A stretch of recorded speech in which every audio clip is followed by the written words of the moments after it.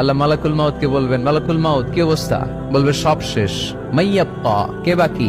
মালাকুল মাউত বলবে জিনেরা বাকি, যাদেরকে দেখা যায় না। আল্লাহ বলবেন জিনদেরকেও শেষ করে ফেলো, রুহু কবজ করো। মালাকুল মাউত আজরাইল জিনদের রুহু কবজ করবে। আল্লাহ এবার জিজ্ঞেস করবে, ইয়া মালাকাল মাউত আখবিরনি মাইয়াব্বা, এবার বলো আর কে বাকি? মালাকুল মাউত বলবে, আল্লাহ মানুষগুলো সব শেষ, জিনগুলাও শেষ, এবার বাকি ইবলিস শয়তান। কে বাকি?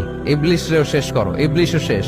আল্লাহ আবার জিজ্ঞেস করবেন, ইয়া মালাকাল মাউতি মাইয়াব্বা, আর কে বেঁচে আছে বলো? মালাকুল মাউত বলবে, আল্লাহ আপনার কথা অনুযায়ী পৃথিবীর সব মানুষের রুহু কবজ করলাম, সব জিনদের রুহু কবজ করলাম, ইবলিসের রুহু কবজ করলাম, এখন আছে শুধু ফেরেশতা। আছে কারা?